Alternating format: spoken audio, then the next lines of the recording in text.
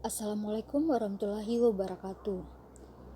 Perkenalkan, saya Diah Islamiyah dengan MPM 2019-610289 dari kelas Manajemen 3G. Dalam kesempatan kali ini, saya akan memaparkan sekaligus menjelaskan beberapa isi dari materi mengenai sejarah perekonomian Indonesia. Sejarah perekonomian Indonesia dikelompokkan menjadi 4 masa, yaitu masa sebelum kemerdekaan, masa Orde Lama, masa Orde Baru, dan masa Orde Reformasi. Pada masa sebelum kemerdekaan, dinamika perekonomian Indonesia pada masa itu dimulai dari zaman prasejarah sampai dengan masuknya kolonialisme di Indonesia. Atas dasar itu, maka dinamika perekonomian Indonesia sejalan dengan perkembangan kehidupan bangsa Indonesia yang diwujudkan melalui keberadaan kerajaan yang ada di Nusantara. Beberapa kerajaan tersebut yaitu Kerajaan Kutai terletak pada jalur perdagangan dan pelayaran antara barat dan timur, maka mata pencahariannya adalah di bidang perdagangan. Kemudian Kerajaan Tarumanegara berada di daerah agraris sehingga kehidupan perekonomian masyarakatnya adalah pertanian dan peternakan. Kerajaan Sriwijaya berada di pesisir utara Pulau Sumatera dan berada pada urat nadi perdagangan di Asia Tenggara, sehingga masyarakatnya menguasai perdagangan. Kerajaan Mataram berada pada bagian tengah Pulau Jawa. Posisi ini membuat masyarakat Mataram bertumpu pada sektor pertanian. Kemudian Kerajaan Majapahit. Kehidupan ekonomi masyarakatnya di bidang pertanian dan perdagangan. Ada pula masa penjajahan Portugis. Masa penjajahan Portugis ini dimulai dari tahun 1509 sampai dengan 1659. Kondisi perekonomian Indonesia pada saat itu lebih banyak diwarnai dengan adanya perlawanan dari rakyat terhadap Portugis. Karena komoditi rempah-rempah yang menjadi andalan rakyat Indonesia dikuasai oleh Portugis. Sumber daya yang menjadi tumpuan kehidupan masyarakat Indonesia menjadi bagian dari eksploitasi Portugis pada saat itu. Ada pula pada masa monopoli atau FOC yang terjadi pada tahun 1602 sampai dengan 1942. Penjajahan Belanda berlangsung kurang lebih 3,5 abad. Dibentuknya FOC adalah satu kebijakan dalam bidang ekonomi yang dilakukan Belanda. FOC menguasai perdagangan sehingga kewenangan yang dimilikinya seperti mencetak uang, menyatakan perang dan damai, membuat angkatan bersenjata sendiri, dan membuat perjanjian dengan raja-raja. Namun, pada tahun 1795, FOC dibubarkan karena dianggap gagal dalam mengeksplorasi kekayaan Hindia Belanda atau Indonesia. Bubarnya FOC ini muncullah kebijakan baru yaitu sistem tanam paksa pada tahun 1836 yang diinisiasi oleh Van den Bosch.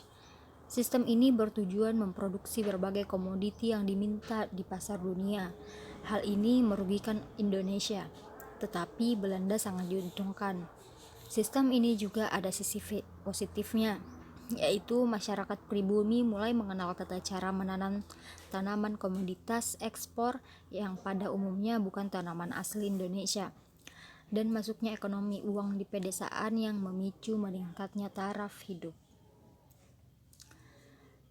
Masa pendudukan Jepang terjadi pada tahun 1942 sampai dengan 1945. Jepang menduduki Indonesia hanya 3,5 tahun. Perluasan area persawahan guna meningkatkan produksi beras, meskipun demikian produksi pangan antara tahun 1941 sampai dengan 1944 terus menurun. Pada zaman Jepang, hasil pertanian diatur sebagai berikut. 40% petani, 30% dijual kepada pemerintah Jepang dengan harga murah, dan 30%-nya diserahkan ke lumbung desa. Jepang hanya mengizinkan 2 jenis tanaman perkebunan, yaitu karet dan kina. Kedua jenis tanaman itu berhubungan langsung dengan kepentingan perang, sedangkan tembakau, teh, kopi harus dihentikan penanamannya karena hanya berhubungan dengan kenikmatan. Kemudian pada masa Orde Lama. Pada masa Orde Lama memiliki beberapa poin, yaitu pada masa pasca kemerdekaan. Pada masa pasca kemerdekaan itu terjadi pada tahun 1945 sampai 1950. Ekonomi keuangan amat buruk pada masa itu karena inflasi yang disebabkan oleh beredarnya mata uang lebih dari satu secara tidak terkendali. Pada Oktober tahun 1946, pemerintah Republik Indonesia mengeluarkan ORI atau Uang Republik Indonesia sebagai pengganti uang Jepang. Namun karena adanya blokade ekonomi oleh Belanda dengan menutup pintu perdagangan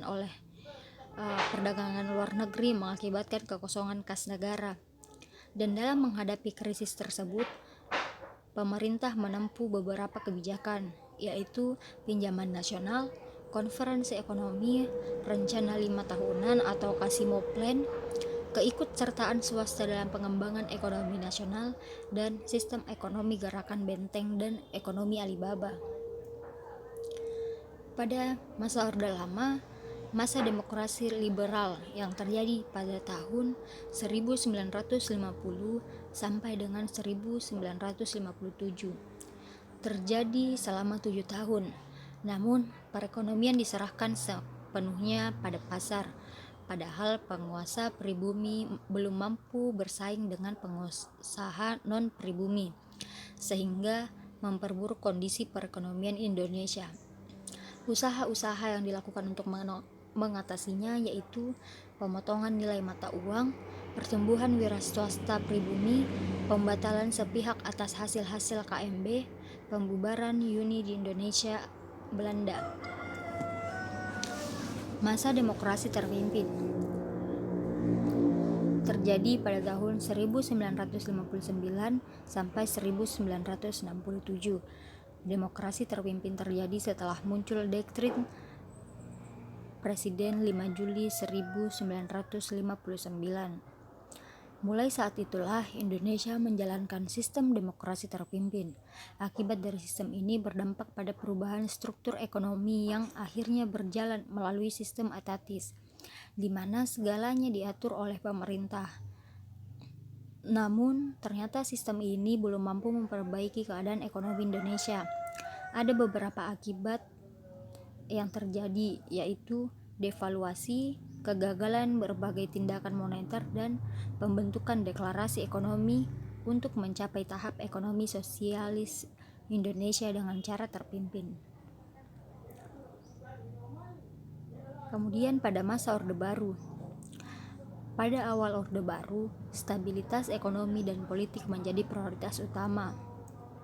Ada beberapa program pemerintah yang berorientasi pada pengendalian inflasi, penyelamatan keuangan negara, dan pengamanan kebutuhan pokok rakyat.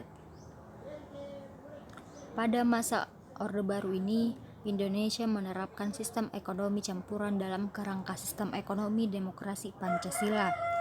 Keberhasilannya pada tahun 1984 seperti Indonesia berhasil swasembada beras, penurunan angka kemiskinan, perbaikan indikator kesejahteraan rakyat, dan menggalakkan preventive checks untuk menekan jumlah kelahiran lewat KB. Meskipun berhasil meningkatkan pertumbuhan ekonomi, tapi secara fundamental membangun nasional sangat rapuh.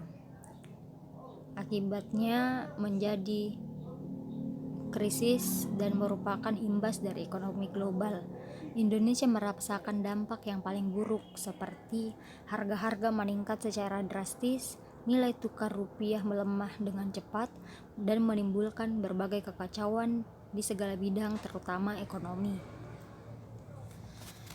Kemudian yang keempat adalah masa reformasi. Masa reformasi dianggap sebagai tonggak baru perjalanan kehidupan Indonesia dari sisi nasional, sosial, dan politik. Muncul beberapa kebijakan yang kemudian menjadi landasan bagi perjalanan sejarah bangsa Indonesia ke depan. Kebijakan yang paling menonjol adalah adanya pergeseran pengelolaan pemerintah dari sentralitis menjadi desentralitis. Pada masa reformasi terdiri dari beberapa pemerintahan. Yang pertama, masa Presiden B.J. Habibie 21 Mei 1998 sampai 20 Oktober 1999. Yang kedua, masa Presiden Abdurrahman Wahid 20 Oktober 1999 sampai 23 Juli 2001. Masa pemerintah Megawati dari tahun 23 Juli 2001 sampai 20 Oktober 2004. Kemudian masa pemerintahan Presiden Susilo Bambang Yudhoyono 20 Oktober 2004 sampai tahun 2006.